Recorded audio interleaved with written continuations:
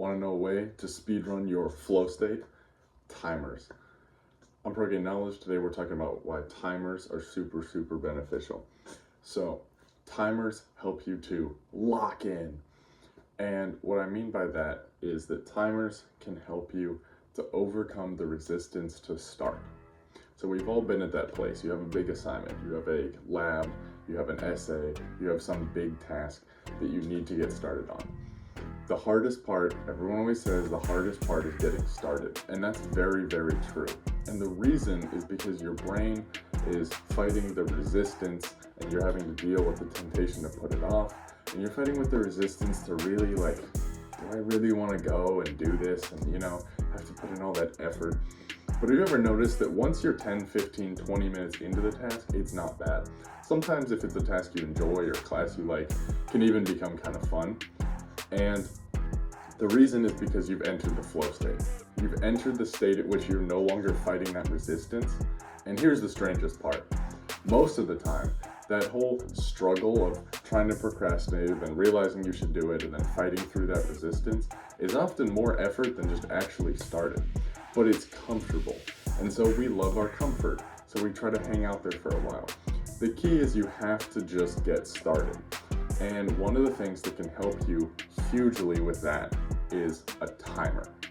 Now, timers are super beneficial for two reasons. One, you can kind of trick yourself into getting started quicker because you know there's a set end time.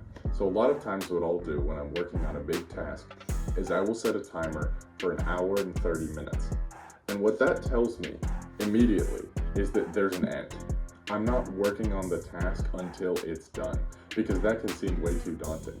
I'm working for exactly 1 hour and 30 minutes and then I can be done for a while. And so that gets your brain to kind of commit. It's like, all right, I can do an hour and 30. I can do, however much time we're setting this for. The other benefit of this is as you start to practice this more, you'll actually not only overcome the resistance to get started, but you'll actually get into the flow state faster.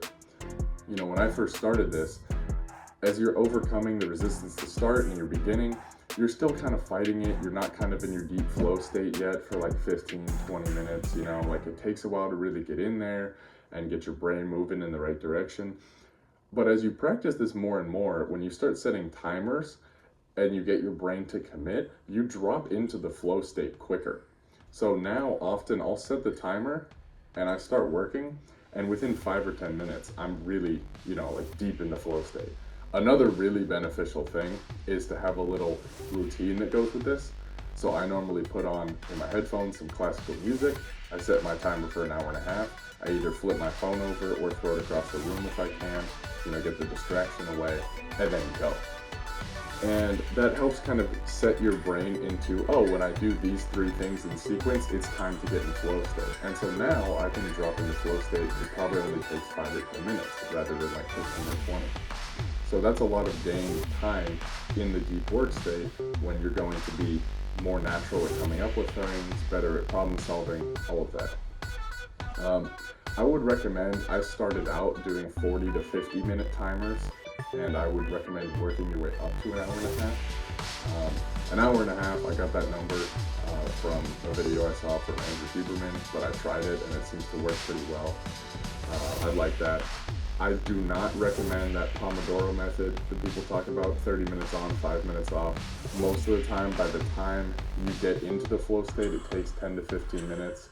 Even if you're on the shorter side, it takes 10, you're only getting 20 minutes of flow time and then you're interrupting it every time.